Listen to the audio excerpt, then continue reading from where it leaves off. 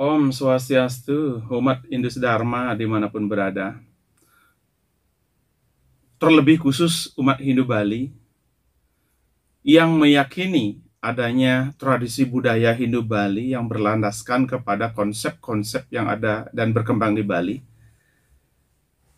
Pada kesempatan ini, kami membawakan sebuah materi sebagai jawaban atas video YouTube kami yang bertemakan Kanda 4 Sari dan Kanda 4 Subiksa melahirkan konsep Panceresi dan Pancependawa. Dari video itu ada beberapa netizen yang mempertanyakan tentang beberapa hal yang dianggap penting dan perlu kami jawab secara tegas sesuai dengan kajian Dasaksara dan Kanda 4. Karena apa? Karena di Bali ada beberapa pola dan teknik umat kita memberikan kajian. Mengingat di Bali mengenal 3 dresta ya. Yang pertama dresta agama, yang kedua dresta sastra, yang ketiga dresta desa. Dari dresta sastra yang ada di Bali, di mana di Bali dikenal namanya Sastra Bali. Nah, Sastra Bali ini terbagi menjadi 2 konsep. Sastra Bali yang membentuk Dasaksara dan Sastra Bali yang membentuk Kanda 4. Jadi Kanda 4 yang membahas dan mengulas tentang apa yang ada di bumi, pertiwi, di mana di bumi ini ada energi 5 unsur, Panca Mahabhuta, ada gaib-gaib ya, yang terdiri dari Panca Detya, Anggopati, Merajapati, Banaspati Raja, dan Iwija Sakti. Kemudian ada Panca Durga, Durga Petak, Durga Bang, Durga Jenar, Durga Irang, Durga Mancawarna. Kemudian ada Sabta Durga Murti, dan makhluk-makhluk gaib semua isi bumi, di mana ini tergolong ke dalam makhluk astral. Makhluk astral ini terdiri dari makhluk halus, makhluk gaib, dan makhluk suci. Kemudian di bumi ini juga ada makhluk hidup yang terdiri dari manusia, binatang, dan tumbuhan.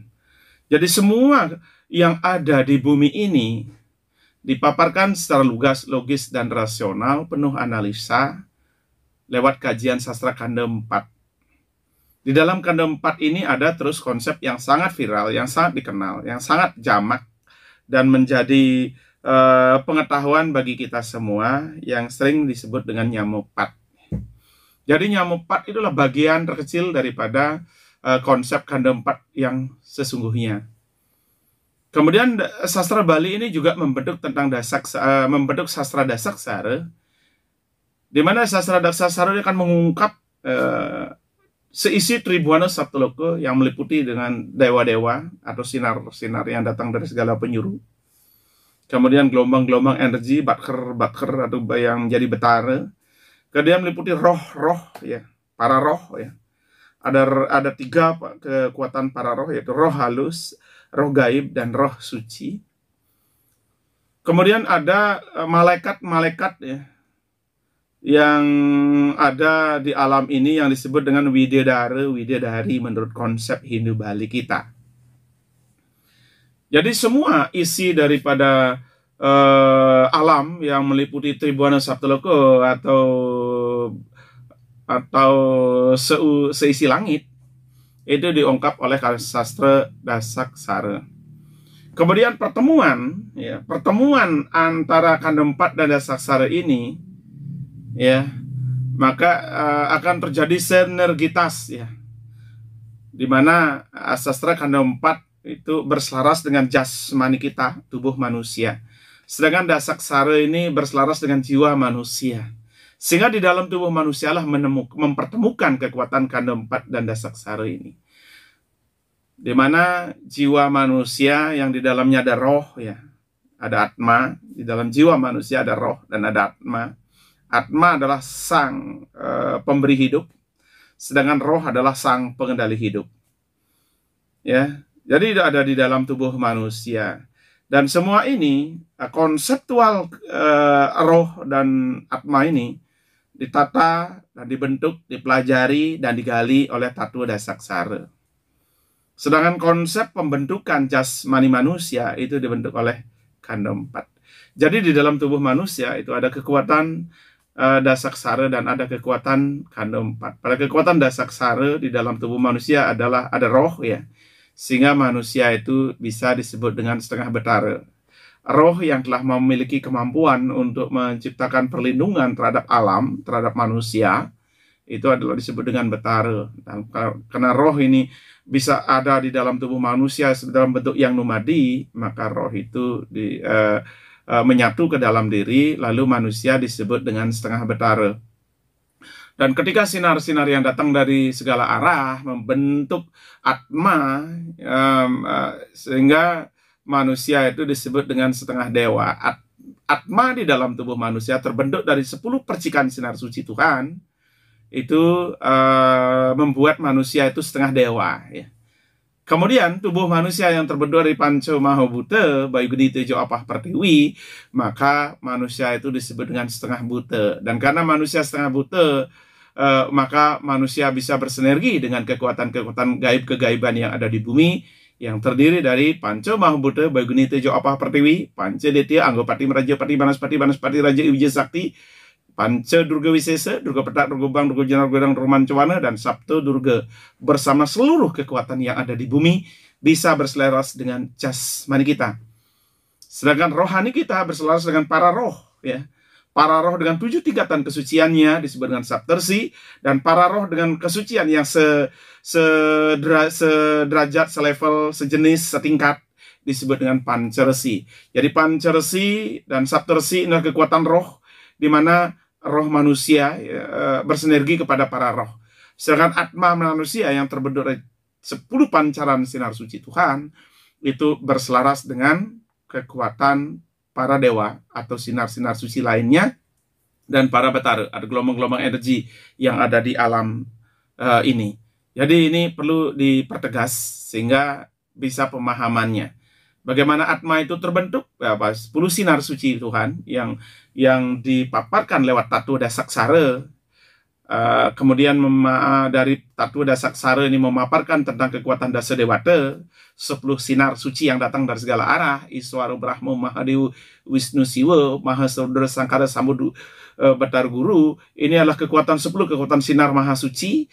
Kemudian kekuatan sinar maha suci ini memiliki kekuatannya yang memiliki kekuatan yang berbeda, bentukan yang berbeda, warna yang berbeda. Lalu muncul berbagai warna, Iswara warna petak, Brahma warna bang atau merah, Mahadewa kuning, Wisnu hitam, sudah Siwa mancawarna, Mahasura bersangkara sama, semua itu adalah berbeda warna. Lalu kita mengenal dengan warna. Lalu dari warna ini menciptakan kekuatan yang berbeda, memiliki kekuatan yang berbeda. Iswara menjadi dengan kekuatan Bajra, Brahma Gada, Mahadewa Nagapasa, Wisnu Cakra, Siwa Padma, Mahasura Dupa, Ludra Moksala, Sangkara Angkus, Sambu Septrusula, dan Batara Guru Padma. Jadi inilah kekuatannya.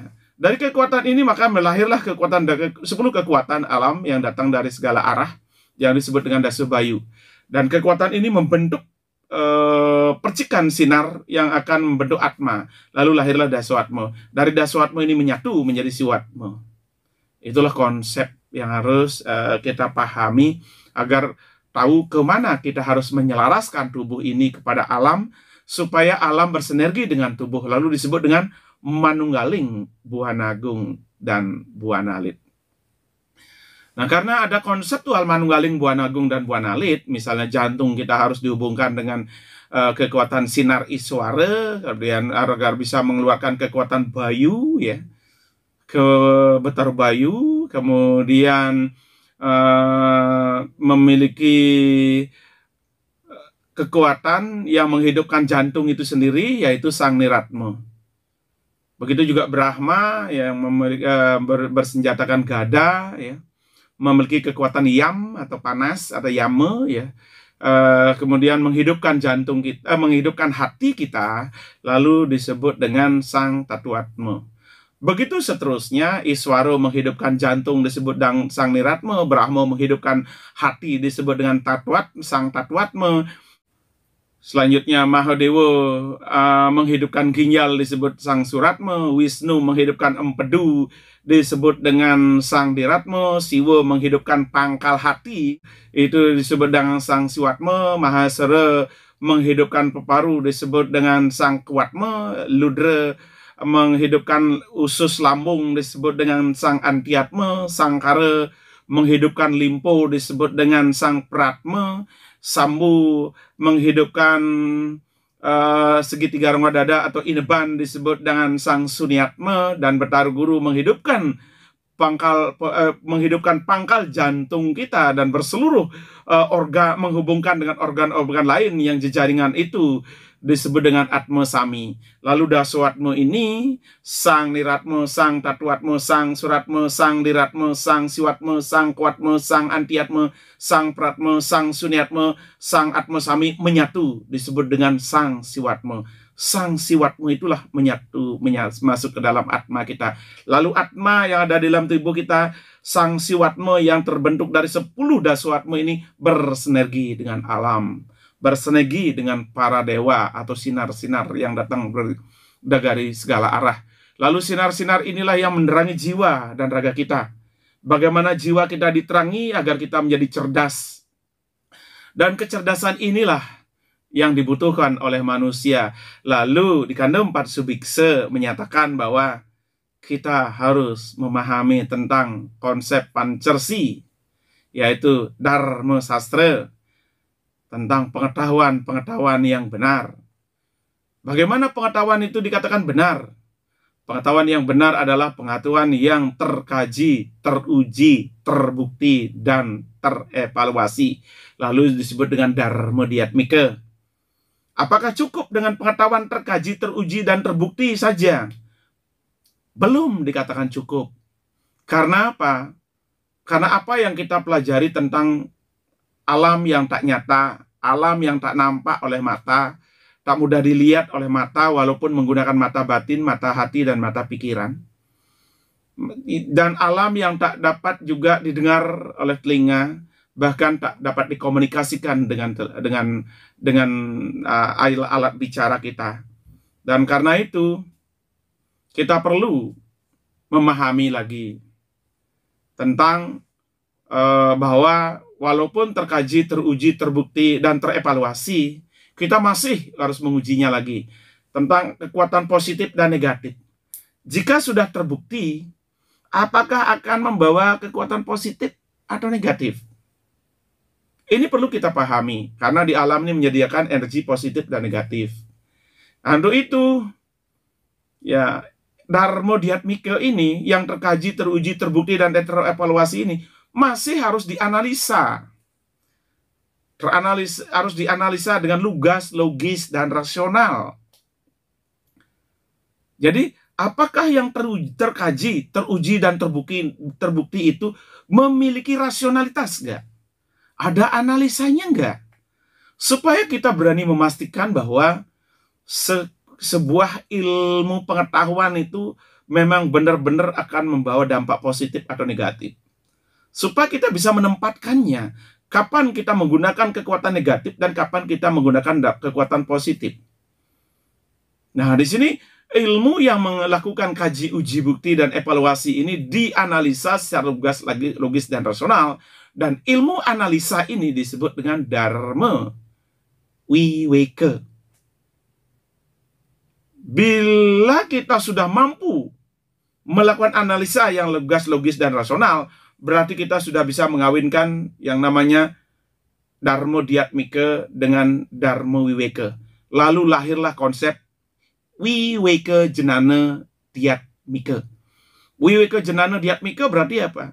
Suatu pengetahuan yang terkaji, teruji, terbukti, dan terevaluasi, teranalisa secara logis, dan rasional. Inilah perkawinan yang harus dilakukan. Nah, kemudian dari perkawinan ilmu Wiweka Jenana Diatmika Pradnyan Ring Sarira agar bisa memastikan lahirnya Dharma Sukerta yang keempat. Dharma Sukerta inilah yang menjadi target hidup manusia. Apapun profesinya, apapun pekerjaannya, apapun jabatan dan kedudukannya, apapun warnanya, semua itu menuju hidup Dharma Sukerta, yaitu hidup keseimbangan antara sandang, pangan, dan papan. Inilah target hidup ini. Karena apa? Karena dengan keseimbangan 3 kebutuhan pokok itulah kita bisa berpikir yang sehat, berbuat yang sehat, dan berbicara yang sehat. Bila kita tidak memiliki keseimbangan 3 unsur itu, maka kita rentan dan rawan sekali melakukan hal-hal negatif agar kebutuhan sandang bisa terpenuhi, pakaian, kebutuhan pangan bisa terpenuhi, dan kebutuhan papan perumahan yang harus terpenuhi. Berapa banyak kejahatan terjadi akibat ketidakseimbangan itu. Kejahatan bisa terjadi karena keadaan dan kesempatan. Ketika perut kita lapar, tidak bisa makan, maka di situ kejahatan kita terjadi. Beban kita tinggi, potensi kejahatan itu terjadi. Jadi dengan demikian, Dharma Sukerta ini menjadi target hidup. Sehingga di Bali disebut dengan kesukertaning urip atau kesukertaning serajakarya. Agar apa yang kita kerjakan benar-benar bisa membawa diri sejahtera. Dan karena itulah dibutuhkan profesionalitas dalam profesi. Apapun yang kita kerjakan harus profesional. Dan profesionalitas inilah di Bali disebut dengan ketakson atau ketaksuan. Jadi sesungguhnya taksu itu adalah sebuah profesionalitas. Energi, kekuatan, atau power, atau pengetahuan yang membuat diri itu profesional. Bila diri sudah profesional, nah itulah disebut dengan ketakson. Jadi ketakson tidak semata-mata bahwa itu adalah pengaruh niskala yang menyebabkan pengaruh taksu, bertaruh taksu ini itu. Dan ketakson itu adalah konsep Hindu-Bali. Dan profesional itu adalah konsep akademik. Jadi jika kita memang sudah bisa membuat diri itu profesional dalam banyak hal, itu sudah bagian daripada konsep ketaksuan kita. Tanpa ketaksuan yang seperti itu, kita tidak akan mendapatkan mujizat yang membuat diri benar-benar profesional. Tidak akan mendapatkan kekuatan untuk diri melatih dan membentuk diri menjadi seorang profesional. Kuat melatih diri menjadi profesional, itu sudah bagian daripada ketakson. Itulah ciri-ciri orang ketaksuan.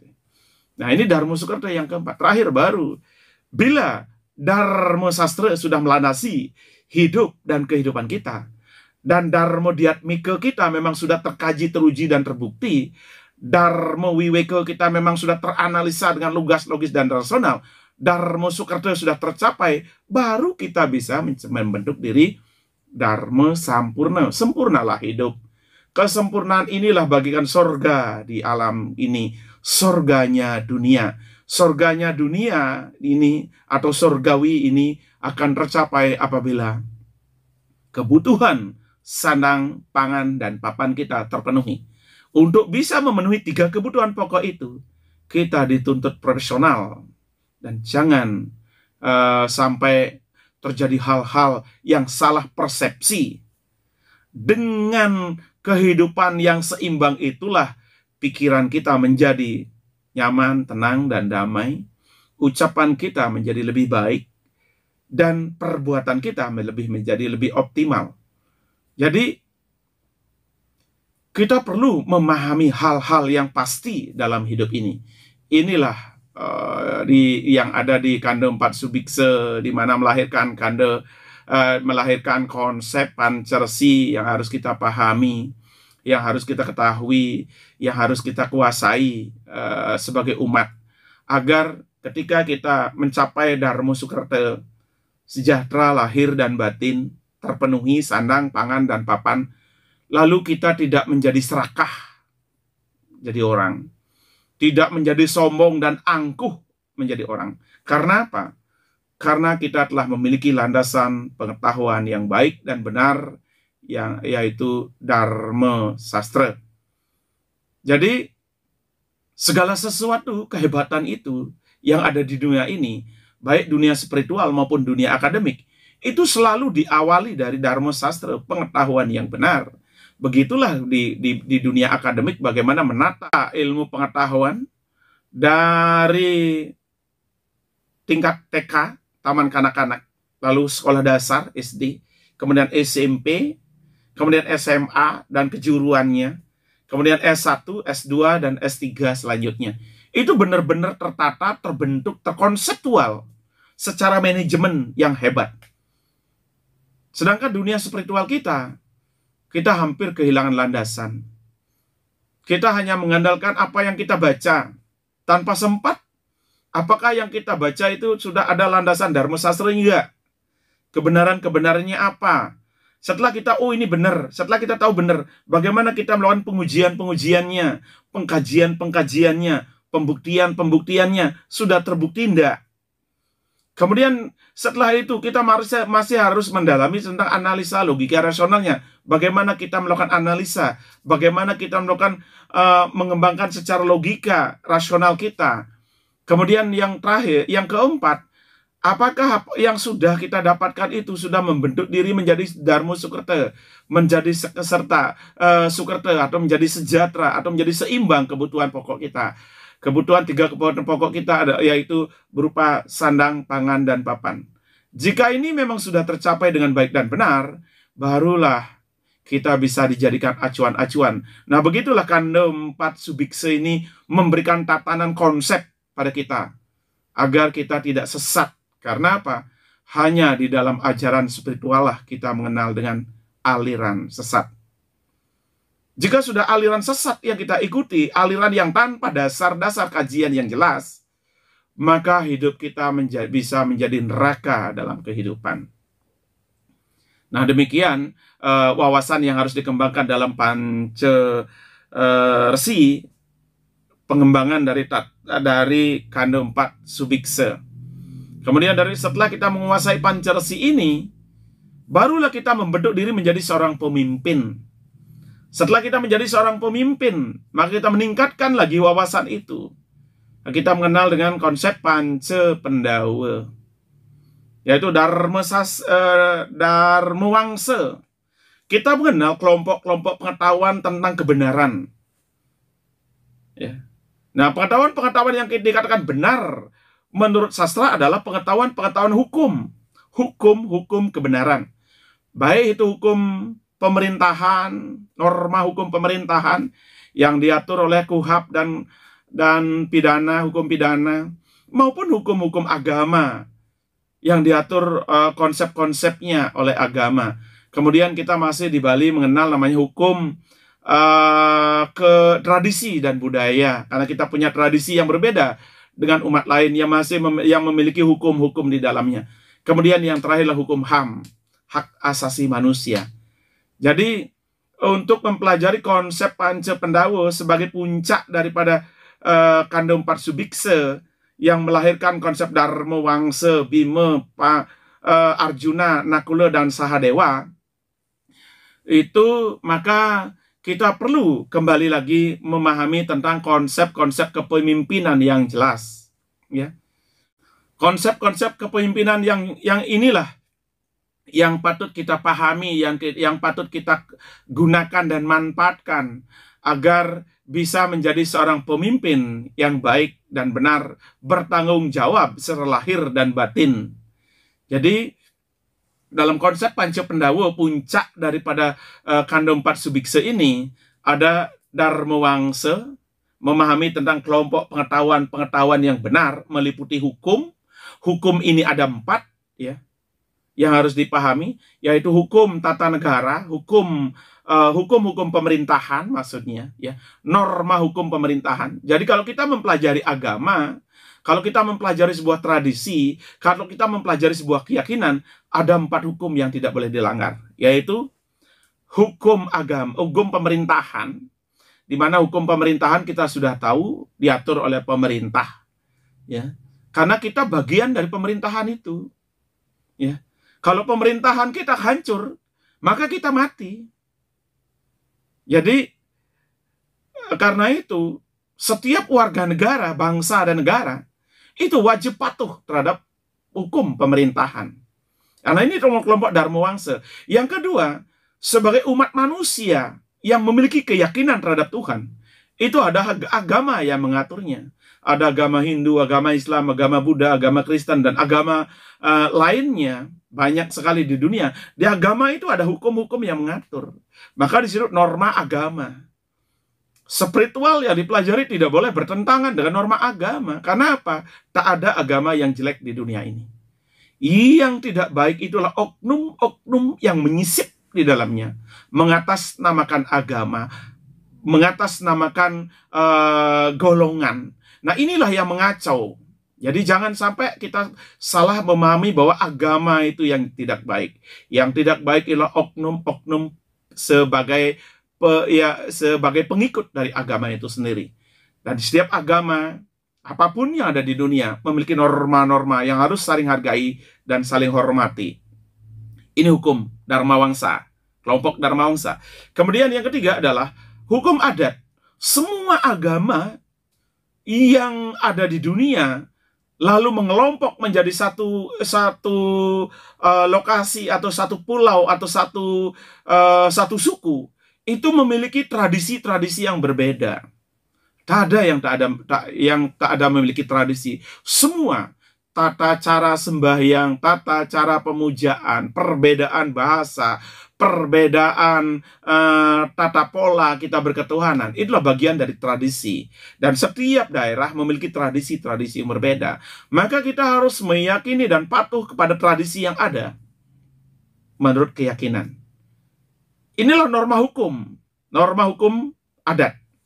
Dan terakhir, norma hukum pribadi masing-masing yang diatur oleh aturan HAM, hak asasi manusia. Jadi 4 norma. Norma hukum pemerintahan, norma hukum agama, norma hukum adat istiadat, dan norma hukum pribadi sebagai hak asasi manusia. Ini tidak boleh dilanggar oleh konsep kepemimpinan jika menjadi pemimpin. Inilah golongan Dharma Wangsa namanya. Ya. Dharma Wangsa, lalu disebut dengan Yudhistira, Yudhis yang artinya hukum. Nah, kemudian yang kedua Bima, ya, Bima dan Warkadara. Bahwa seorang pemimpin harus memiliki kekuatan dan keberanian. Berani dalam segala hal, berani dalam bertindak, berani dalam bersikap, berani dalam melakukan terobosan-terobosan, dan memiliki kekuatan. Karena namanya pemimpin, tentu ada yang dipimpin. Yang dipimpin ini adalah sebuah kekuatan. Jadi dalam kepemimpinan itu harus kita memiliki keberanian dan memiliki kekuatan. Dan keberanian ini dan kekuatan ini wajib dipahami dan dikuasai, bisa diukur dan terukur oleh diri sendiri. Itulah Bima atau Warkadara. Kemudian yang ketiga Arjuna dan Partawijaya. Seorang pemimpin harus cerdas, Partawijaya. Seorang pemimpin harus cerdas dan tegas, memiliki wawasan yang benar, memiliki wawasan yang lugas, logis, dan rasional, mampu melakukan kajian-kajian menyeluruh tentang kehidupan, cerdas. Dan Arjuna, seorang pemimpin harus menanamkan cinta kasih terhadap siapapun, cinta terhadap alam, cinta terhadap sesama, cinta terhadap keyakinannya. Dan itulah Trihitakarana. Di Bali dikenal dengan Trihitakarana. Bagaimana kita menanamkan cinta terhadap alam? Tentu dengan jalan perilaku dan merawat dan sebagainya. Lalu cinta terhadap sesama, antar manusia, saling menghargai dan menghormati tatuamasi. Dan cinta kepada keyakinan sendiri, kepada Tuhan. Sebagai hubungan kita kepada alam yang menciptakan. Dan ini diatur oleh konsep Trihitakarana. Dan itulah bagaimana menanamkan cinta kasih itu, disebut dengan Arjuna. Dan bagaimana cerdas, terampil, cepat, dan cekatan dalam bersikap. Itulah Partawijaya. Kemudian yang keempat adalah Nakula. Nakula adalah kekuatan kita untuk menjadikan diri disiplin. Bagaimana kita benar-benar disiplin di dalam melaksanakan fungsi tugas kepemimpinan. Disiplin dalam berbuat, disiplin dalam berbicara, disiplin dalam berpikir, dan disiplin di dalam memanage semua yang menjadi fungsi tugas seorang pemimpin. Dan kedisiplinan ini harus sampai menghasilkan hal yang nyata.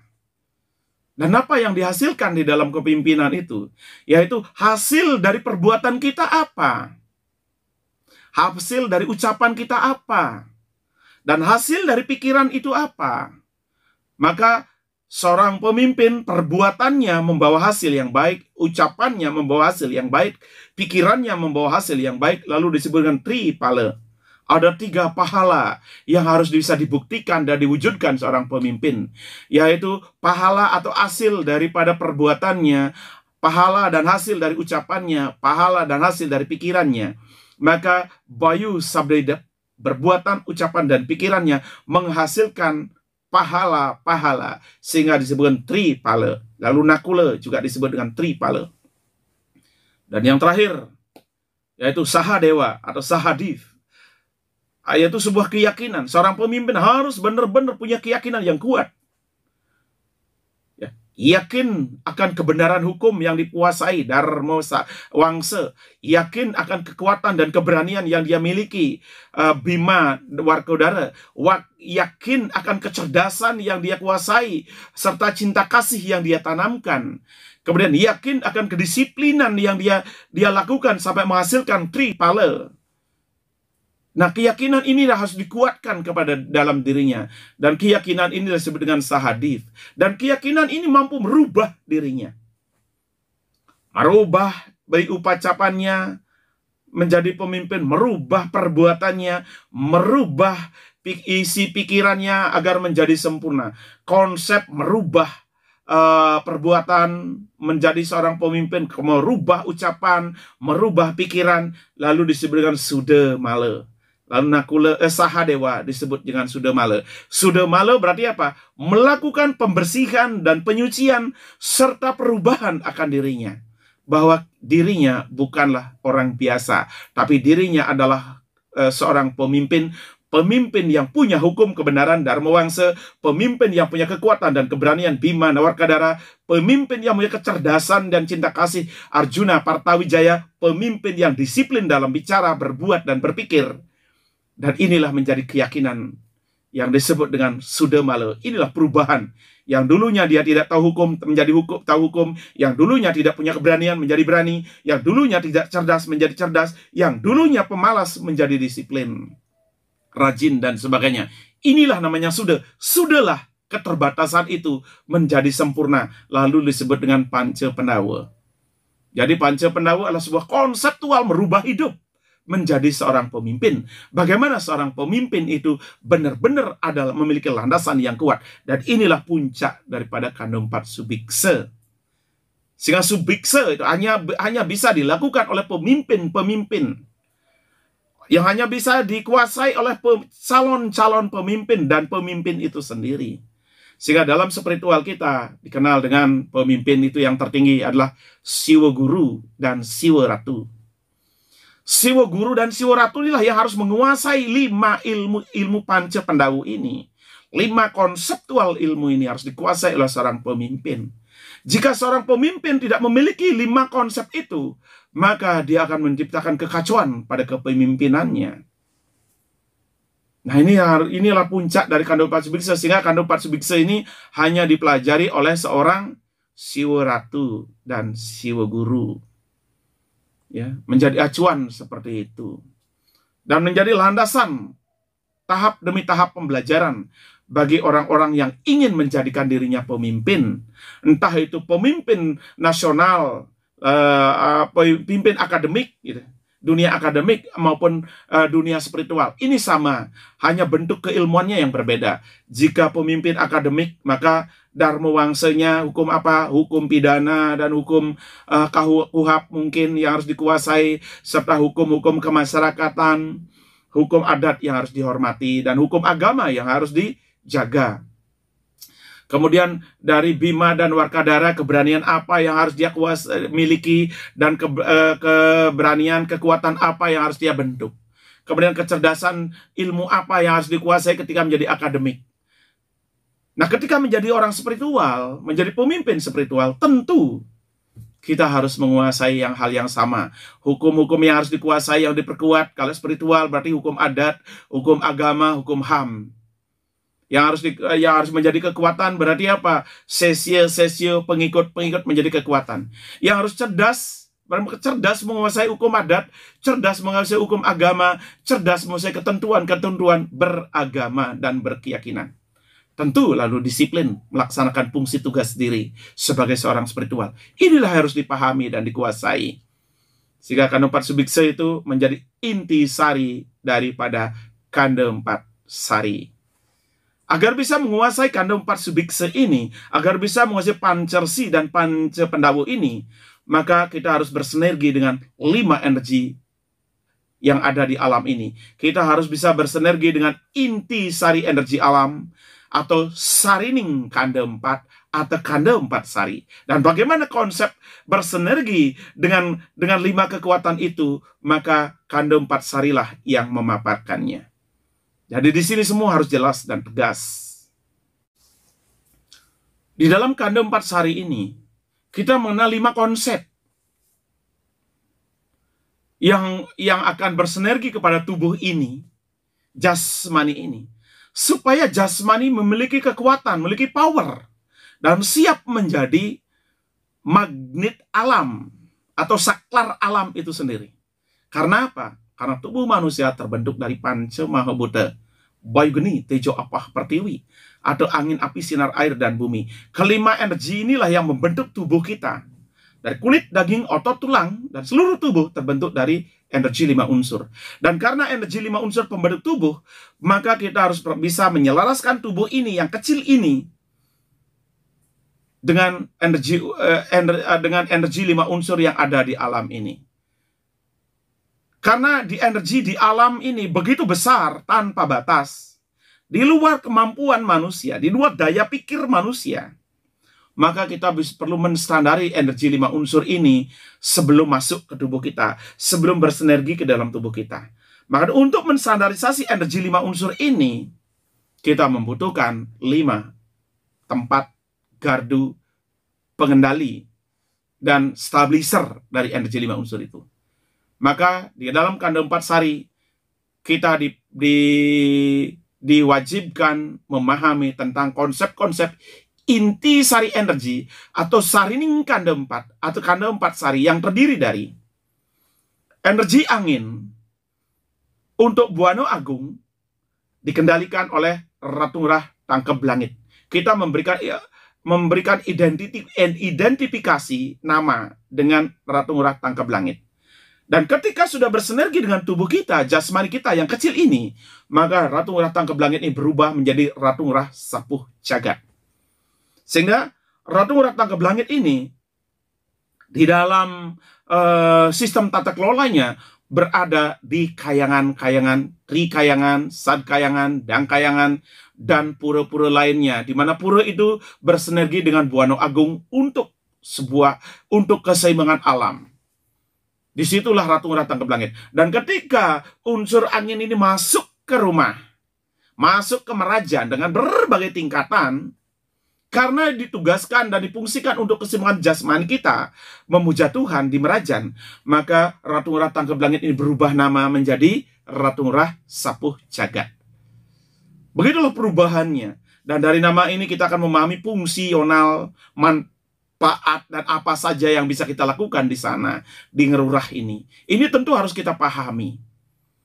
Dan unsur angin inilah yang mengendalikan, ya, unsur angin ini yang diidentifikasi dengan nama Ratu Ngurah Tangkeb Langit untuk Buana Agung dan Ratu Ngurah Sapuh Jagat untuk Buana Alit. Lalu dibuatkan lingga, disebut dengan lingga Anglurah atau Ngerurah dalam bentuk bangunan suci. Di situ kan ditempatkan inti sari energi angin itu sendiri. Ya, agar kita bisa menstabiliser angin yang besar itu masuk ke rumah kita, lalu bersinergi dengan tubuh kita. Lalu Ngerurah itu dibuatkan di Merajan dengan sastra sang sesuai dengan sifatnya. Kemudian dampak dari perubahan dari Ratu Ngurah Tangkeb Langit menjadi Ratu Ngurah Sapuh Jagat, itulah prosesi stabilizer dan memperkecil energi yang selaras dengan kebutuhan kita saja. Lalu berfungsilah Ngerurah ini sebagai penghubung kita menuju Buana Agung. Ya. ketika kita menyerap energi Buana Agung untuk Buana Alit ini, dan Ratu Ngurah Sepuh Jagat ini atau Sangah Ngelurah inilah sebagai fungsi untuk stabilizer dan keseimbangannya. Dan karena itu, lalu Ngerurah ini juga sebagai penghubung dari kepentingan Buana Agung, Buana Alit menuju Buana Agung, dan sebaliknya dari Buana Agung menuju Buana Alit. Lalu Ngerurah ini juga disebut dengan taksu pengenter, khusus dalam hubungan kita dengan unsur angin. Dan kekuatan-kekuatan apapun yang memanfaatkan energi angin ini, maupun inti sari angin ini, maka seluruh kekuatan itu terhubung oleh Sangah Ngelurah ini. Nah, inilah fungsionalnya. Dan karena sastranya Sang di timur, maka Ngerurah berada di jajaran timur menghadap ke barat di Merajan. Lalu bagaimana fungsinya Ngerurah ini? Kita akan bahas di video lainnya. Kemudian yang selanjutnya, Kadempat Sari yang kedua adalah Ratu Wayan Tabeng Sakti. Ya, unsur api. Ya, Kadempat Sari yang kedua adalah inti sari api atau inti sari panas. Dan karena bersifat api dan sangat panas, di mana manusia tidak mampu bersinergi dengan energi panas, manusia hanya bisa bersinergi dengan energi hangat saja, maka unsur panas ini dikeluarkan dari dalam rumah, dari lingkungan rumah pekarangan kita, dan ditempatkanlah di lebuh. Dan yang disanakan di situ disebut dengan Ratu Wayan Tabeng Sakti. Tabeng yang artinya tutup, difungsikan untuk menutup pintu masuk rumah kita, pintu masuk pekarangan kita. Maka unsur-unsur panas alam hanya sampai di pintu masuk rumah kita, lalu terkendali oleh Ratu Wayan Tabeng Sakti. Dan inilah kekuatan untuk Buana Alit kita. Dan ketika digunakan untuk kekuatan Buana Agung, mengendalikan energi alam Buana Agung, unsur panas dan unsur api ini, maka disebut dengan Ratu Wayan Tebe. Kemudian yang ketiga lagi, ketika Ratu Wayan Tebe untuk Buana Agung, Ratu Wayan Tabeng Sakti untuk pekarangan kita, dan ketika Ratu Wayan Tabeng Sakti ini, unsur api ini, sampai masuk ke otot kita, ke daging kita, disebut dengan Ratu Wayan Godeg. Godeg yang artinya apa? Munculnya otot-otot di dalam tubuh kita. Itulah Ratu Wayan Godeg. Lalu 3 nama muncul di unsur api itu. Ini tidak boleh salah menempatkan.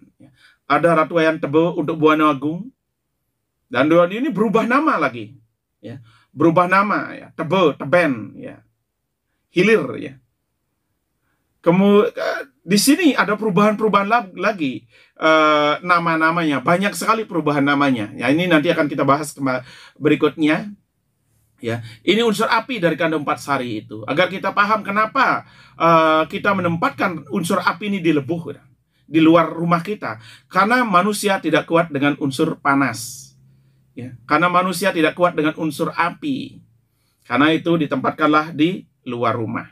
Itulah unsur kedua, yaitu inti sari api. Dewanya adalah Ratu Wayan Tebe untuk Buana Agung, Ratu Wayan Tabeng Sakti untuk Buana Alit, dan Ratu Wayan Godeg ketika masuk menyatu dalam tubuh kita. Terus yang ketiga, Kadempat Sari yang ketiga adalah inti sari sinar atau teje. Inti sari sinar ini, ya, adalah berupa penunggun karang. Dibangunnya sebuah bangunan suci yang disebut dengan penunggu karang. Sastranya Tang, ya. Kalau Sang adalah Ngerurah, kalau Bang adalah lebu, kalau Tang adalah penunggun karang. Ya, penunggun karang ini memiliki fungsional sebagai pengendali energi sinar, energi terang yang ada di rumah kita, agar pekarangan kita terhindar dari kegelapan. Baik kegelapan dalam berpikir, kegelapan dalam berbuat, berbicara, kegelapan dalam bertindak apapun di rumah, dan maupun termasuk terhindar dari gangguan-gangguan makhluk kegelapan. Inilah fungsional penunggu karang kita yang harus dipahami dan harus kita mengerti. Kemudian, Kadempat Sari yang ketiga ini sebagai unsur sinar yang memiliki fungsional menghindarkan diri dari kegelapan. Kegelapan pada diri adalah kegelapan pikiran, tak mampu mengontrol pikiran sendiri. Kegelapan ucapan, tak mampu menjaga ucapan sendiri. Kegelapan dalam perbuatan, maka perbuatannya tak bisa terkontrol, dan adalah bentuk kegelapan. Dan kegelapan inilah energi sinar, membutuhkan energi sinar. Kemudian kegelapan ini banyak dimanfaatkan oleh berbagai kekuatan gaib yang ada di bumi. Yaitu Panca Detya, ya, Panca Durga, Sabto Durga, dan makhluk-makhluk gaib lainnya. Ya, makhluk-makhluk astral lainnya. Itu harus terkendali dan dikendalikan ada di dalam rumah itu. Di setiap rumah kita maupun di setiap usaha kita. Dan disitulah penunggu itu dibutuhkan. Penunggu karang itu dibutuhkan adalah untuk mengendalikan kita agar kita selalu terang dalam berpikir, terang dalam ucapan, terang dalam perbuatan.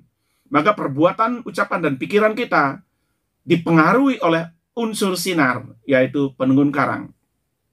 Setelah menjadi unsur sinar, maka sinar dibutuhkan oleh dunia, alam, bumi ini. Setelah adanya sinar, maka berharap gelap itu hilang. Baik gelap secara nyata, alam ini gelap, menghilangkan kegelapan menjadi terang, maupun gelap yang ada dalam buah nalit kita, gelapnya pikiran, gelapnya ucapan, gelapnya perbuatan, dan gelap yang dipengaruhi oleh kekuatan-kekuatan kegelapan. Entah kekuatan kegelapan yang digerakkan oleh manusia sakti, ya, karena manusia sakti ini mampu bersinergi dengan kekuatan makhluk-makhluk astral, maka manusia sakti ini adalah menciptakan kekuatan-kekuatan gelap dan kegelapan lewat kemampuan dan keilmuannya. Maupun kegelapan-kegelapan yang memang datang dari alam, karena memang lingkungan kita banyak kekuatan-kekuatan kegelapan. Jadi kekuatan kegelapan yang lahir dari manusia sakti, permainan orang sakti, maupun kekuatan kegelapan yang datang dari makhluk-makhluk kegelapan, itu distabiliser dan dikendalikan oleh kekuatan penunggun karang. Inilah pentingnya kita paham.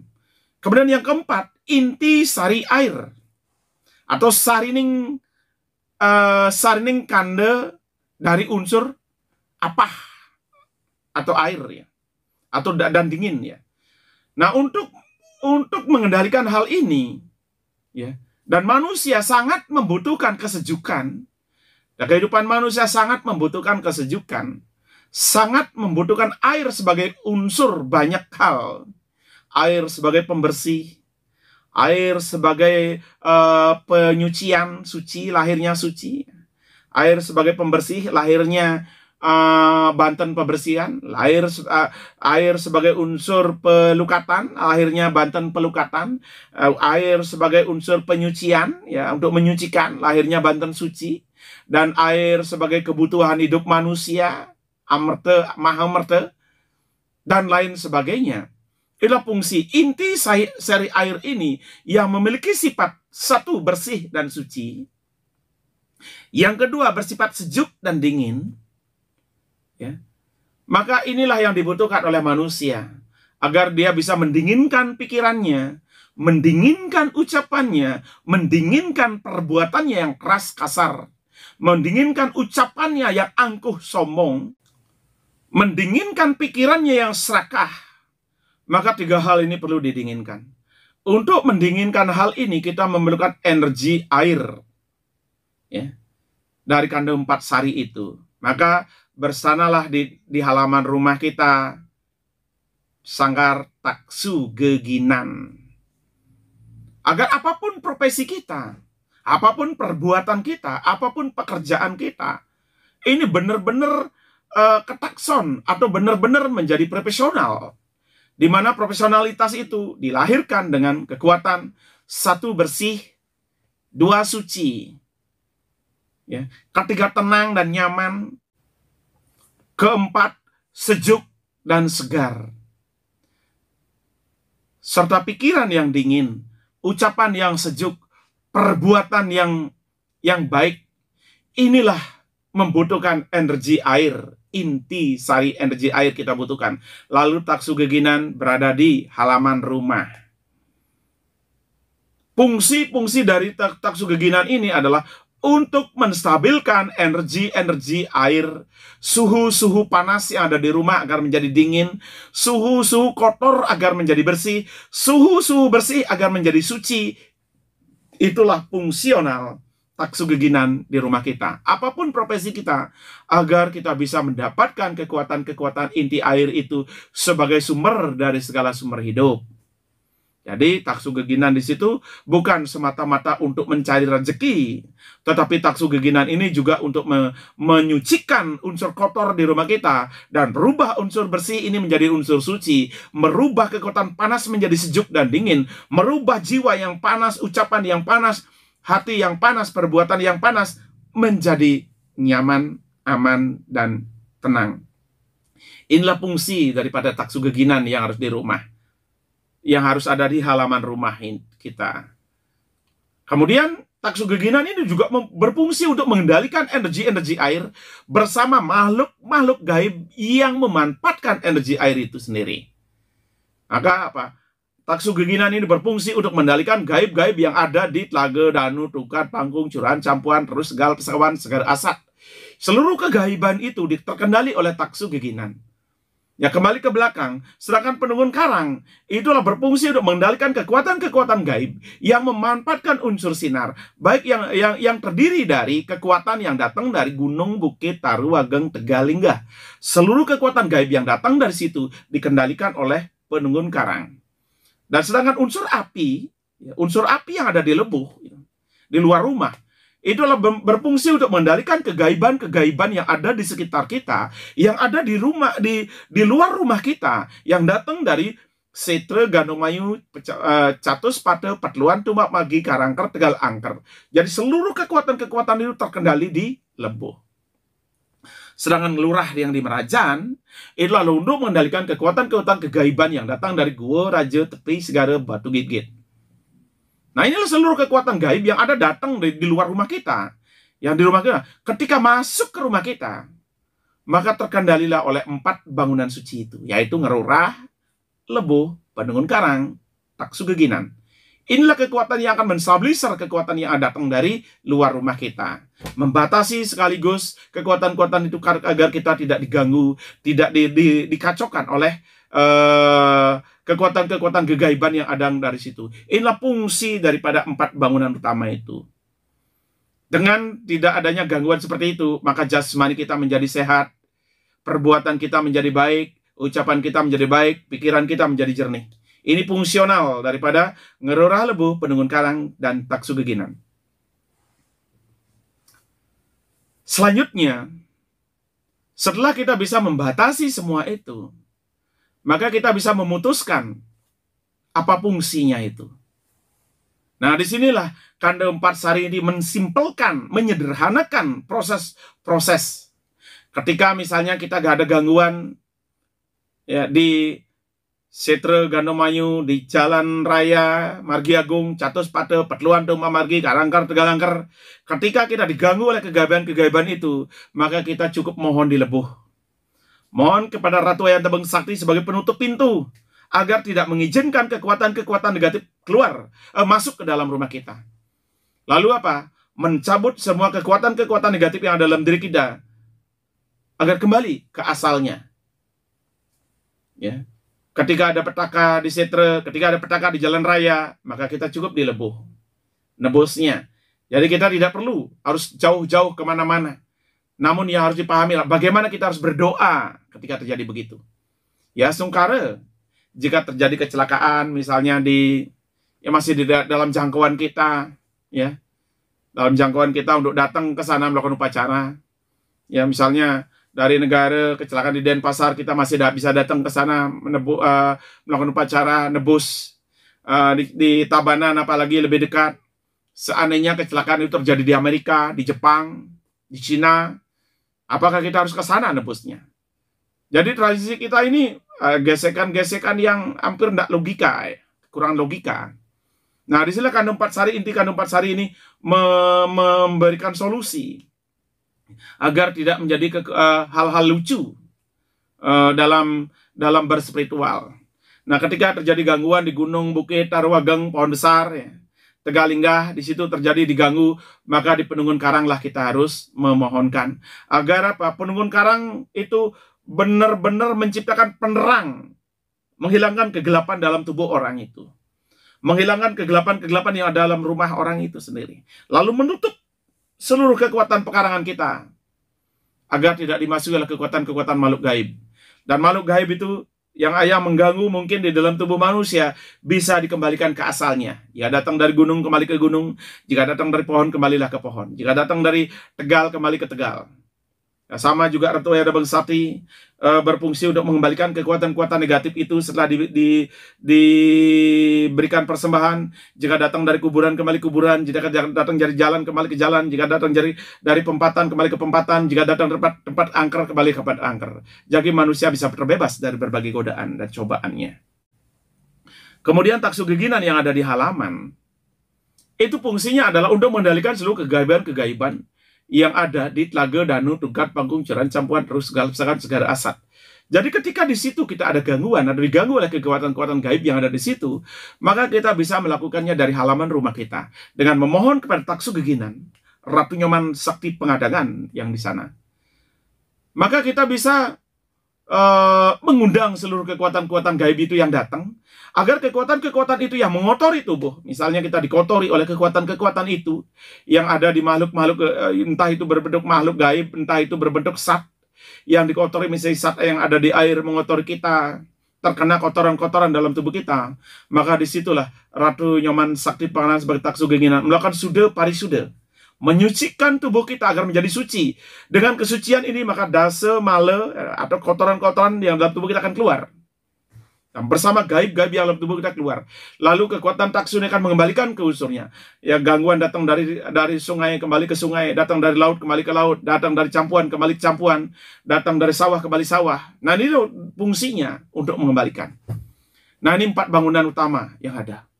Lalu yang terakhir adalah inti sari bumi, di mana bumi adalah kekuatan yang menyatukan kelima unsur: angin, api, sinar, air, atau bayu geni tejo apah nunggal ke pertiwi, sabataa nunggal ke i.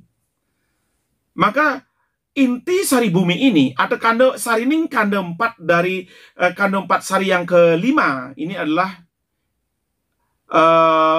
kekuatan yang paling sempurna.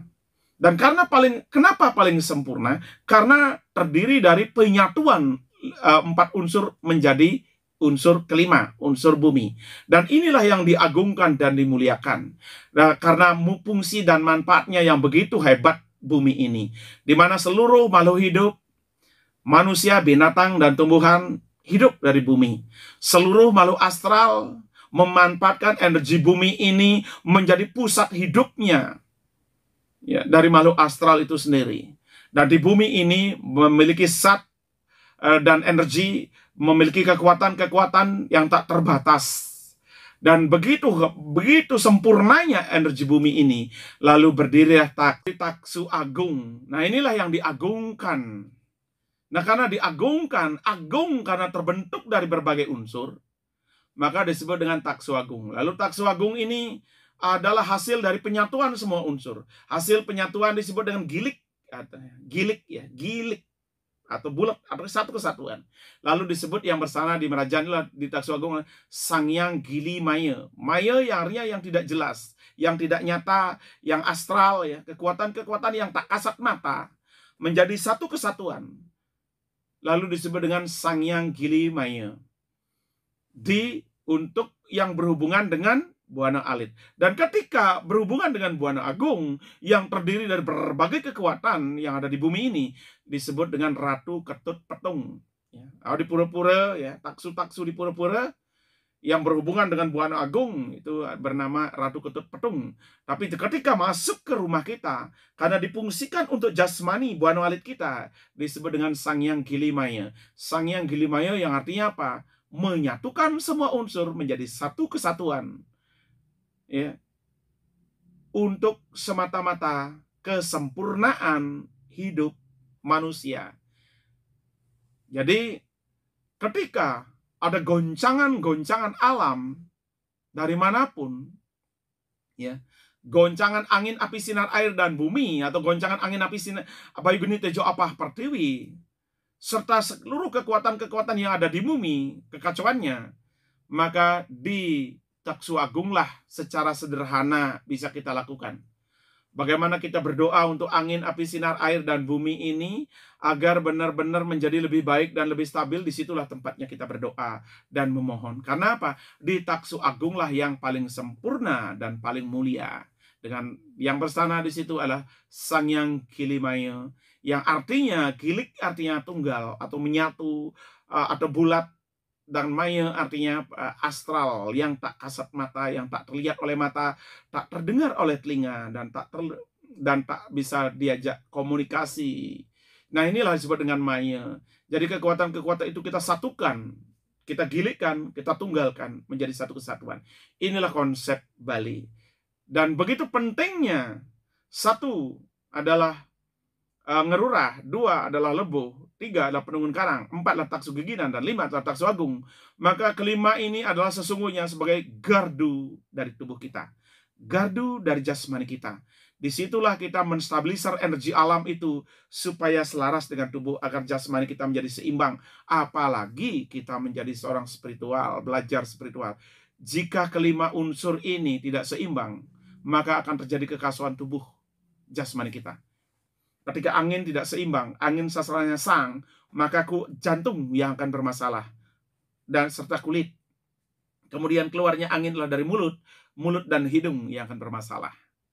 Ketika unsur api ya yang bermasalah, lebuh yang bermasalah, maka unsur api yang bermasalah dalam diri. Unsur api adalah sastranya bang, bang itu dalam diri kita ada di hati, kemudian di darah dan daging kita.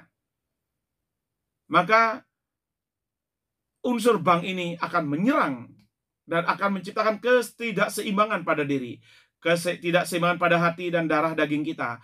Maka mungkin akan menimbulkan permasalahan yang lebih fatal dan lebih berat pada hati dan darah daging kita. Dan karena unsur api mendominasi ada di bawah di bumi kita, api, ya, unsur panas di bumi kita, maka kakilah yang akan bermasalah. Lalu naik sampai perut. Perutlah bermasalah sama kaki. Dan itulah ciri-ciri kalau lebuh itu bermasalah. Sedangkan unsur sinarnya, ya, unsur sinar itu Tang sastranya, Mahadewa dewanya. Bila itu bermasalah pada diri kita, maka kecerdasan kita, ya, kecerdasan pada pikiran kita, kecerdasan dalam ucapan kita, kecerdasan dalam perbuatan kita mungkin akan menurun. Lalu kita menjadi gelap pikiran, gelap ucapan, gelap perbuatan. Dan makhluk-makhluk gaib banyak masuk ke dalam rumah kita untuk mengganggu, lalu membuat kita merinding dan sebagainya. Pada puncak masalah yang akan terjadi, maka Tang sastranya, kalau di dalam tubuh ada ginjal, ya, ungsilan, dan urat-urat saraf kita, maka urat-urat kita yang akan bermasalah dan ginjal kita akan bermasalah. Lalu mungkin di situ akan menimbulkan stroke, sakit ginjal, dan sebagainya. Sedangkan unsur air yang ada pada diri, ya, bila di rumah kita bermasalah dari unsur airnya, maka unsur air inilah sastranya Ang, ya. Ang itu ada di empedu, ya, di empedu dan tulang sumsum kita. Maka kesalahan itu mungkin akan menimbulkan sakit pada empedu kita, menimbulkan sakit pada tulang-tulang kita, sehingga munculnya ngilu-ngilu, rematik dan sebagainya. Kemudian di dalam tubuh kita, yang paling dingin dari dalam tubuh kita adalah otak kita, otak belakang kita. Maka mungkin otak belakang kita yang akan menjadi sakit, menjadi berat dan sebagainya akibat instabilitas energi air di dalam rumah kita. Sedangkan kalau taksu agung adalah kekuatan bumi, ya, kekuatan bumi jika tidak seimbang, maka kekuatan taksu agung bersinergi, tergantung keseimbangan itu di unsur apa, maka bisa saja terjadi apa? Seluruh tubuh kita terasa penuh beban, penuh masalah, penuh penyakit, dan sebagainya. Begitulah konseptualnya. Ketika salah satu dari kelima ini tidak ada, maka sinergitas 5 unsur pada tubuh kita, pada jasmani kita akan terjadi penurunan. Inilah yang terjadi banyak sekali di kalangan-kalangan spiritual. Kenapa banyak orang-orang spiritual ketika mereka rajin sembahyang semedi, rajin beriadnya, rajin berpuasa, rajin melakukan ritual-ritual, tekun, tulus, ikhlas, jujur dan sebagainya, justru di saat itu berbagai masalah hidup terjadi. Bisa serangan jantung, sakit kulit, sakit mata, bisa gangguan hati, gangguan liver, gangguan darah, daging, emosi tinggi, bisa gangguan saraf, gangguan ginjal hingga stroke, bisa gangguan tulang sumsum, gangguan empedu, ya, rematik, sakit kepala. Bahkan ketika semua mengganggu, tubuhnya lemah, seperti tak berdaya, yang tersisa hanya omongan doang. Omongannya hanya masih besar, tapi jasmaninya penuh dengan masalah. Dan karena 5 unsur ini membentuk diri, menciptakan hidup dan kehidupan. Kenapa menjadi kehidupan? Menjadi membentuk hidup dan kehidupan pada kita.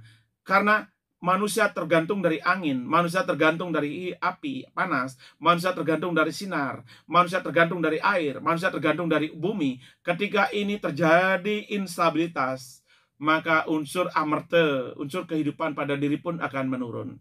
Lalu unsur amarta ini akan bisa mempengaruhi secara ekonomi nyata, ya. Mungkin setelah itu menjadi boros dan luar biasa, penghasilan yang besar entah kemana, ya, perkembangan hidup, ya, kehebatan ototnya semakin lama semakin kuat bekerja, otaknya semakin cerdas, tetapi justru amarta, ya, amarta yang bisa untuk menghidupi dirinya justru akan banyak masalah. Entah masalah-masalah insidental tiba-tiba saja muncul di saat kita sudah muncul masalah ini, masalah itu, yang akhirnya semua kembali ke titik nol. Nah, inilah dampak daripada 5 unsur ini menurut kajian sastra Kanda 4. Khususnya pada Kanda 4 Sari. Dan untuk menguasai Kanda 4 Sari ini, kita harus menguasai Kanda 4 Subiksa agar bisa memahami Pancersi, Dharma Sastra, Dharma Diatmika, Dharma Viveka, Dharma Sukrta, dan Dharma Sampurna. Agar kita bisa menyempurnakan kembali Pancersi ini, maka kita harus mencapai Panca Pendawa, Dharma Wangsa atau Yudhistira, Bima atau Werkadara, Arjuna atau Partawijaya, Nakula atau Tripala, dan Sahadewa atau Sudamala. Kelima inilah yang harus dipahami. Tanpa memahami konsep Panca Pendawa dan konsep Pancersi, maka kita tidak akan paham tentang fungsional energi 5 unsur, intisari energi 5 unsur, yaitu inti sari angin, inti sari api, inti sari sinar, inti sari air, dan inti sari bumi yang dipaparkan oleh Kanda 4 Sari. Nah, inilah yang sangat patut ya kita pahami. Nah, dari pemaparan ini lalu ada pertanyaan, ya, ada pertanyaan dari salah satu netizen sangat tertarik dengan wawasan Kanda 4 Sari.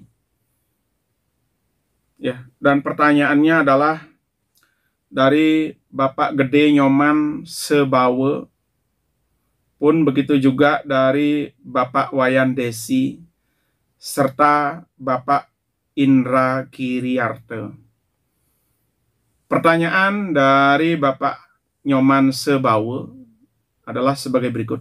Suksmo ping banget antuk pencerahan ide yang sangat luar biasa. Ada pertanyaan tiang yang sudah mewarisi rumah yang tidak lengkap bangunan pelinggih pancetaksunya. Apakah harus membuat bangunannya? Atau boleh dengan cara lain yang tidak harus membangun pelinggih tersebut? Suksmo atas pencerahannya. Nah, ini dapat kami jelaskan bahwa kita harus menyadari di Bali tidak semua umat bisa menciptakan bangunan-bangunan suci yang selengkap apa yang dipaparkan oleh sastra. Bisa keadaan karena apa?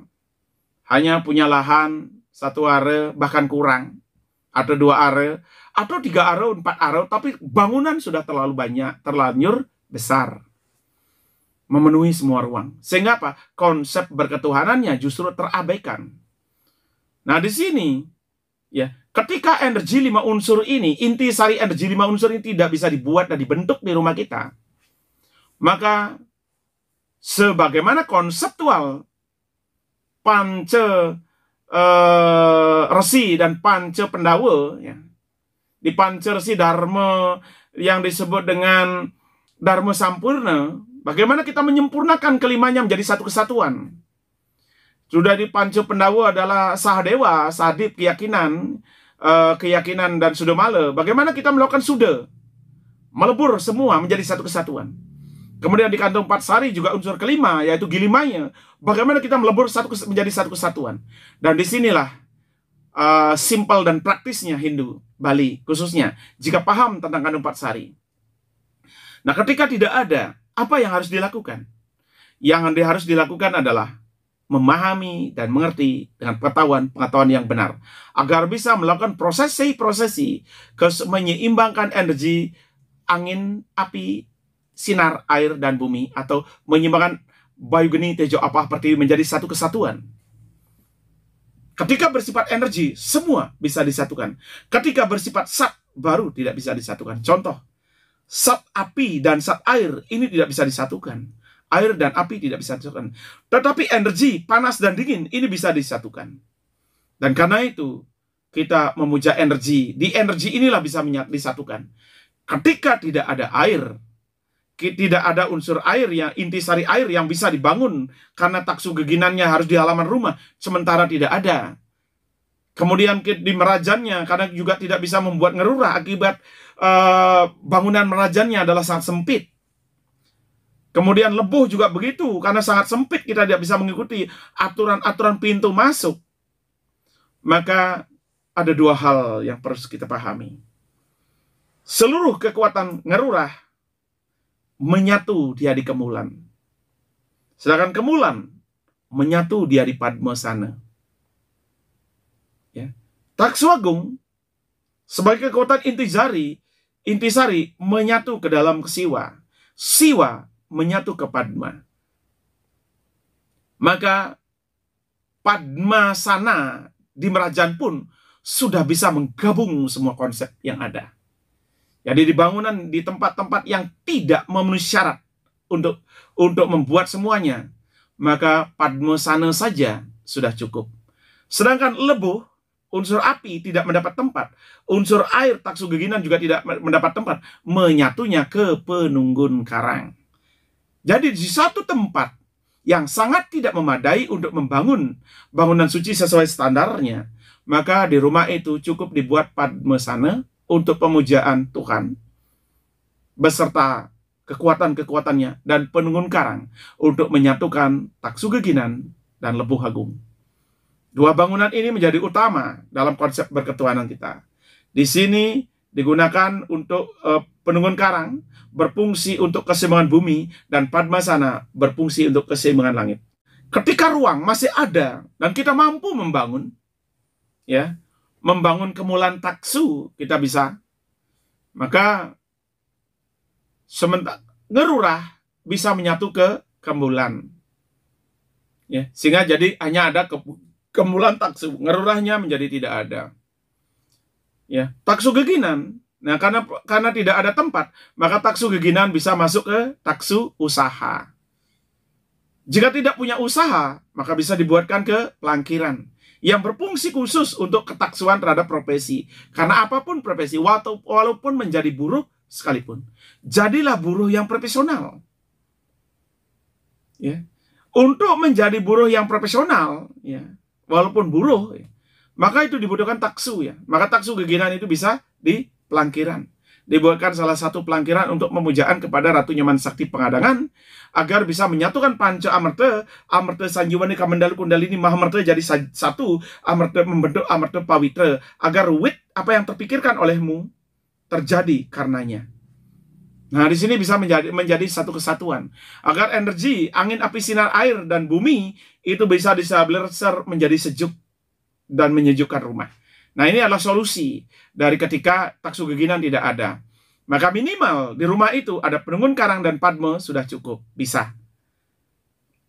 Kemudian ada Kemulan taksu tanpa ada ngerurah, tanpa ada Padma juga bisa. Karena di Kemulan itu bersana adalah Kamulan, wit juga.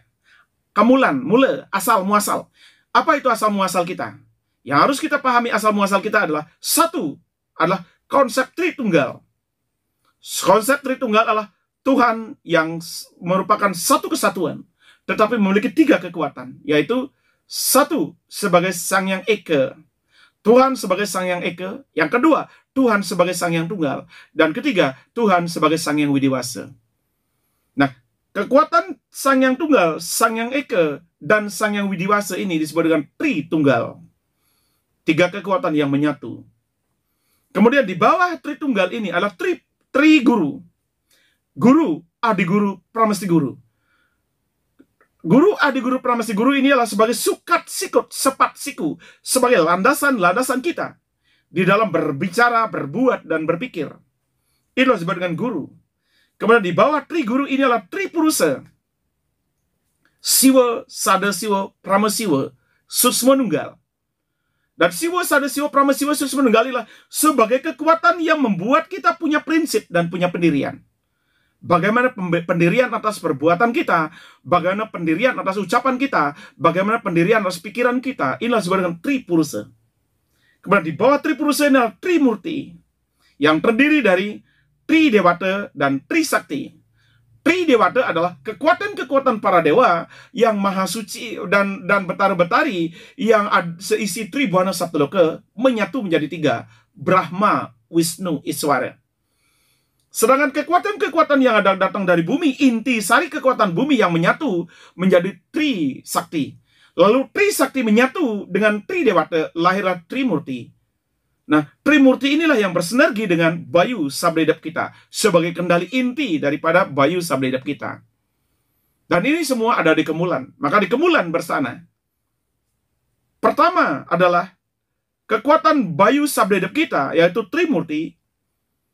Kemudian, agar Bayu Sabda Hidup kita menjadi satu kesatuan,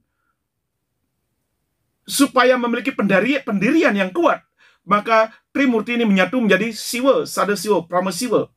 Siwa menyatukan Bayu, Sada Siwa menyatukan Sabda, Prama Siwa menyatukan Hidup. Bayu Sabda Hidup menjadi satu kesatuan, disebutkan Tri Purusa. Dan setelah kita bisa menyatukan Bayu Sabda Hidup kita, maka kita harus ada landasan-landasan untuk penyatuan itu. Landasan daripada perbuatan kita adalah guru. Landasan dari ucapan kita adalah Adi Guru. Landasan dari isi pikiran kita adalah Pramesti Guru. Maka guru, Adi Guru, Pramesti Guru. Selanjutnya, keseluruhan dari kekuatan yang ada, yaitu Trimurti, Tri Purusa, Tri Guru menjadi satu kesatuan. Lahirlah Tritunggal, Sang Yang Eka, Sang Yang Tunggal, Sang Yang Widiwasa. Inilah konseptual kita.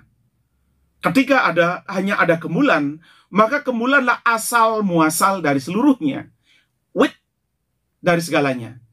Maka di Kemulan tempat untuk pemujaan Tritunggal, Triguru, Tripurusa, Trimurti. Kemudian di dalam Trimurti ini diikuti oleh roh Maha Suci, roh dari Saptorsi, 7 tingkatan roh, dan roh dari Pancersi, 5 kesejajaran energi roh menyatu menjadi kesatuan. Dan roh inilah asal muasal dari kelahiran manusia, lahirnya Buana Alit.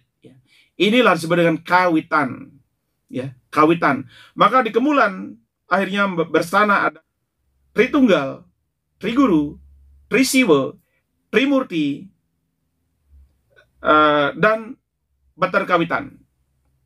Ya, di Trimurti ini ada 2, Tridewa dan Trisakti. Ya, karena ada 2 ya, maka Trimurti ini ada 2 dan bersama Kawitan. Jadi 6 ya. Tritunggal, Triguru, Tripurusa, Tridewata, Trisakti, dan Batar Kawitan. Jadi 6 kekuatan yang bersama di situ. Jika Tridewa dan Trisakti ini bersatu, baru lahirnya Trimurti. Maka ada 5 konseptual. Ini yang harus dipahami. Dan ini menjadi landasan pacu umat Hindu Bali memahami Tuhan. Maka sesungguhnya pemahaman Tuhan itu ada di rumah sendiri. Ya.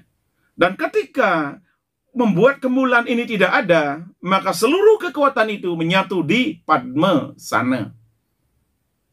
Ya.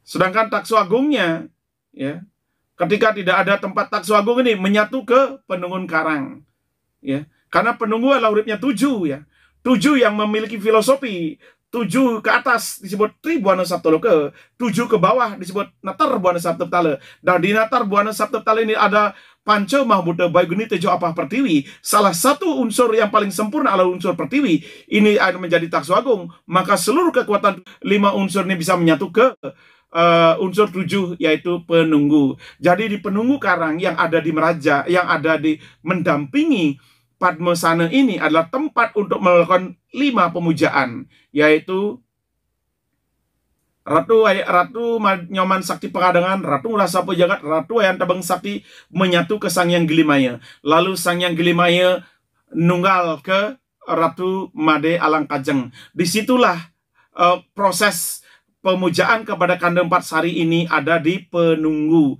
Sedangkan di Padmasananya adalah untuk memuja Sang Hyang Dasa Dewata menjadi Panca Dewata, Sang Hyang Panca Dewata menjadi Tri Dewata, menjadi Trimurti, Sang Hyang Trimurti menjadi Dwi Dewata Akasa dan Pertiwi, Sang Hyang Dwi Dewata menjadi Sang Hyang Eka.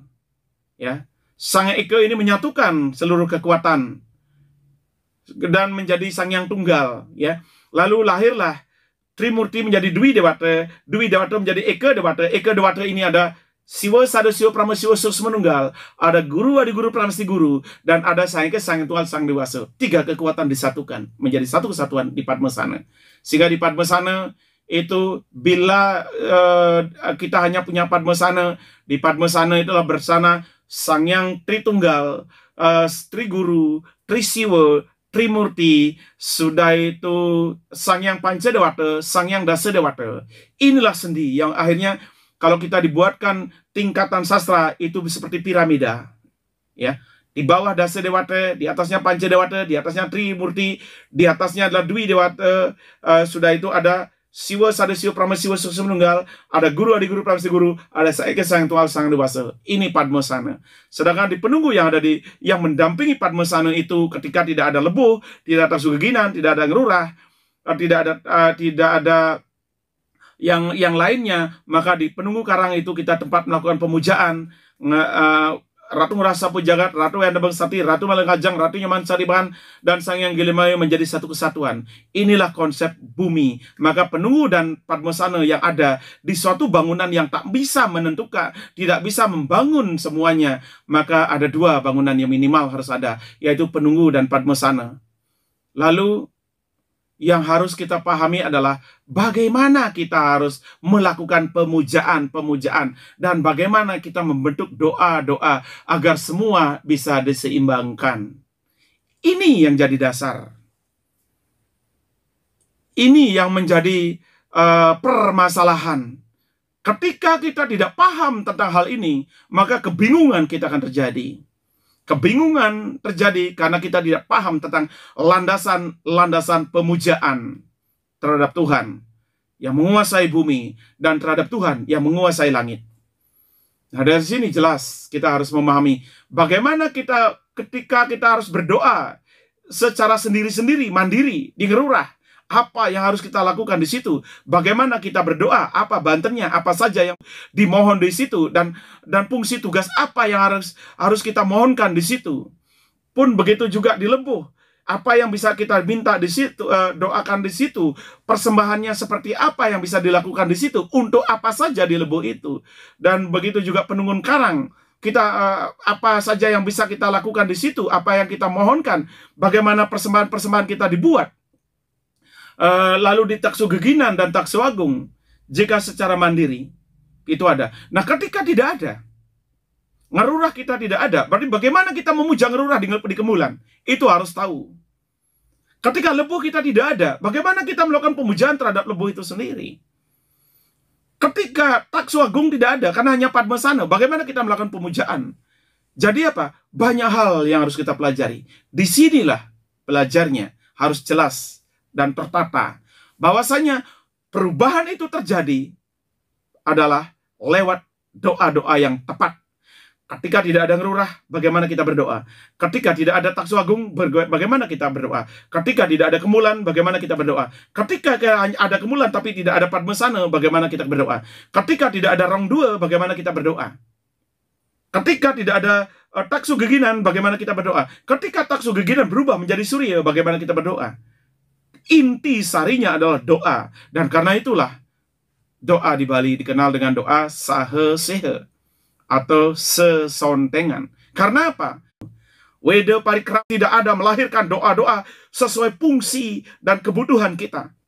Contoh, ketika kita diganggu oleh kekuatan-kekuatan gaib yang ada di sungai, yang membuat seseorang benar-benar terganggu oleh itu, di mana kita harus melakukan doa dan bagaimana kita harus berdoa? Apa upekara-upekara yang kita harus buat? Sampai mana kewenangan kita melakukan doa itu? Dipuja-puja Wede Parikrama. Tidak dicantumkan di situ. Disinilah kebingungan kita sebagai umat kita ketika kita tidak benar-benar memahami kandung 4 sari dan kandung 4 subikse sebagai inti sari melakukan ritual-ritual upacara yang patut untuk bisa digunakan menyeimbangkan jasmani dan rohani kita. Jadi jelas bahwa boleh tidak ada, tetapi kita harus paham bagaimana berdoa ketika itu tidak ada. Dan ketika ada, kita juga harus paham tentang apa saja yang bisa kita lakukan di situ. Agar apa? Tidak salah kaprah memahami agama. Memahami tradisi maksudnya. Karena ketika kita tidak paham di situ, dipukul dengan satu mantra, apapun makanannya, teh sosro minumannya, apapun kasusnya, satu doanya. Maka kenapa kita harus membangun banyak bangunan suci? Kenapa kita harus bangun banyak sangga? Sementara doanya kita samakan, upakaranya juga kita samakan, fungsinya juga kita katakan sama. Bukankah Tuhan itu satu? Bukankah Sang Yang Tunggal itu satu? Bukankah Sang Yang ikut-ikut itu satu? Kenapa tidak membuat satu? Dan ketika kita disiapkan dan diwariskan banyak bangunan suci, pernahkah kita mau tahu bagaimana kita harus melakukan doa dan upacara di tempat itu? Inilah permasalahan besar umat kita. Ketika kita ingin memahami Tuhan kita menurut tradisi, tidak salah umat kita ketika mereka akhirnya mengikuti tradisi-tradisi umat lain. Tradisi-tradisi sampradaya, tradisi-tradisi keyakinan yang tidak selaras dengan kehinduan kita menurut tradisi budaya kita.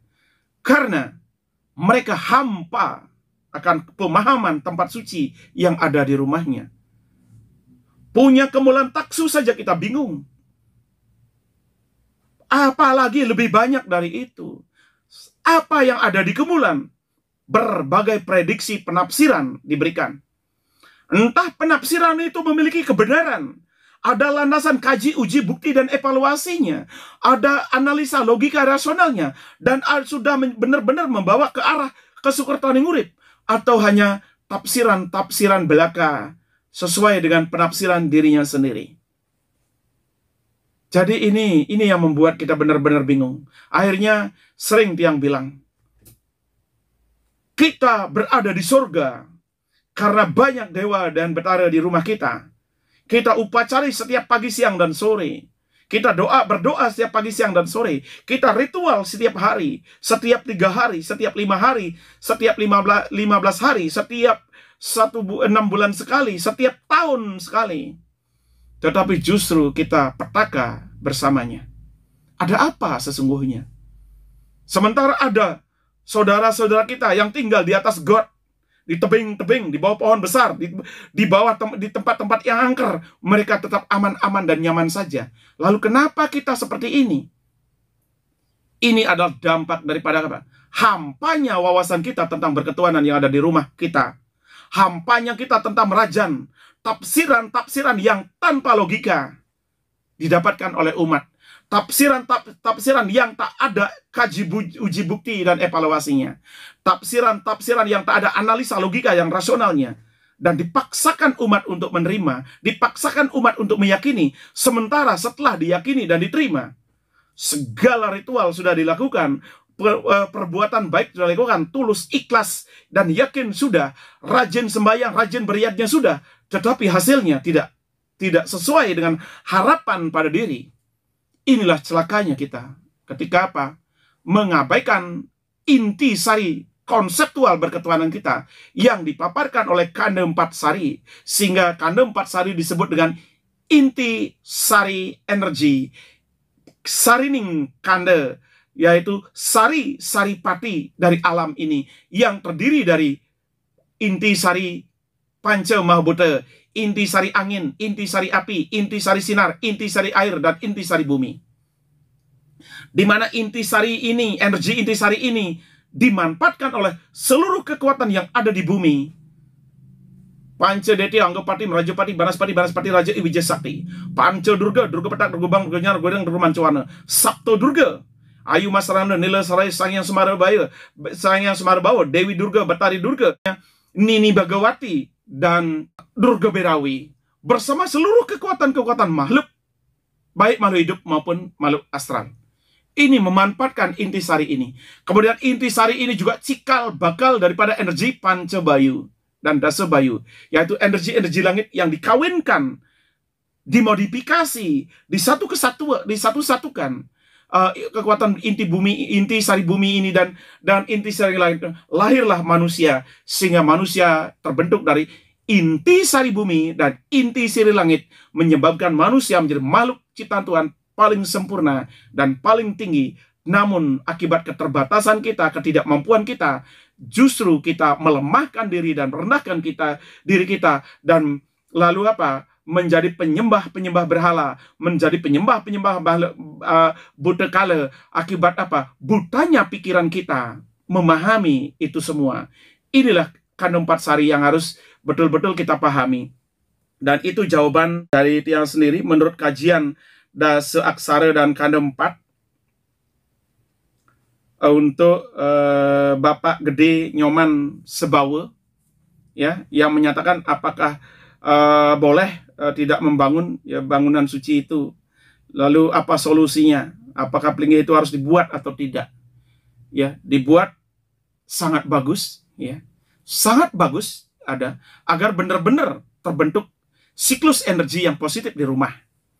Dan jika tidak dibuat, maka pastikan wawasan, pengetahuan, dan tata cara pemujaan di tempat itu harus tahu.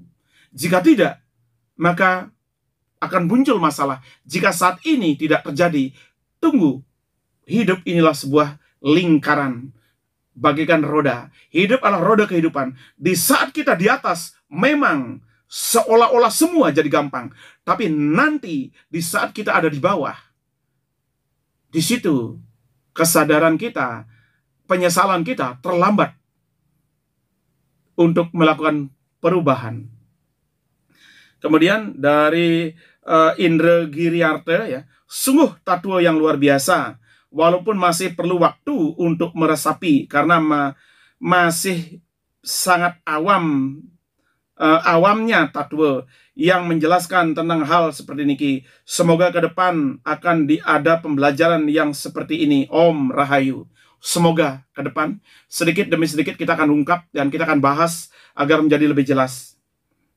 Kemudian yang terakhir, Om Swastiastu Idanabe, sedurung tiang metaken ampurayang yening wenten keiwangan, yening jagi ngelinggihang ngerurah, ring dije sepatutnya nih, taler tak suagung, dumogi Idanabe ledang mepaice pencerahan utawi sesuluh, selanturne Om Santi Santi Om. Nah, ini dari Bapak Wayan Desi. Sanggah ngelurah dan sanggah lebuh yang ditanyakan. Salah ya. Sanggah ngelurah dan sanggah taksuagung yang ditanyakan. Ya. Sanggah ngelurah, sastranya adalah sang. Tempatnya adalah di timur menghadap ke barat.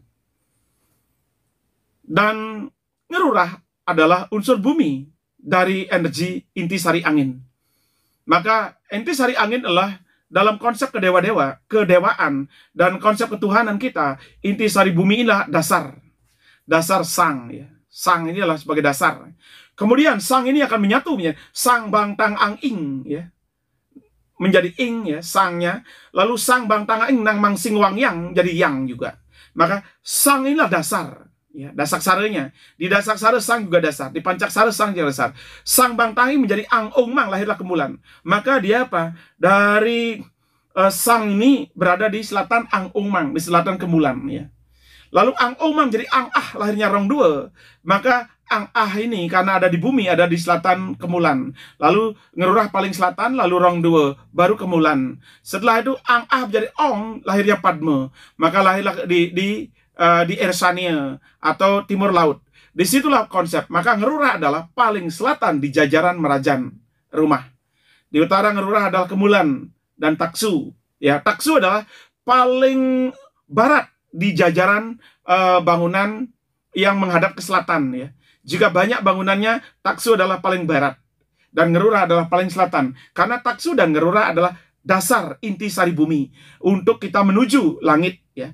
Maka karena dasar dan landasan, maka ada paling ujung timur dan barat, timur hulu, barat hilir. Kemudian utara dan selatan, utara hulu, selatan hilir. Maka unsur kande 4 sari yang membentuk Ngerura dan Taksu Agung adalah unsur hilir daripada konsep kita berketuhanan, agar kita bisa mencapai hulu atau puncaknya. Nah, inilah yang harus dipahami. Kemudian baru di jajaran timurnya, di timurnya Taksu Agung ini berjajar banyak bangunan sesuai dengan konseptual, apakah Pancelingga, apakah Saptelingga, apakah Sangelingga, apakah Solaslingga.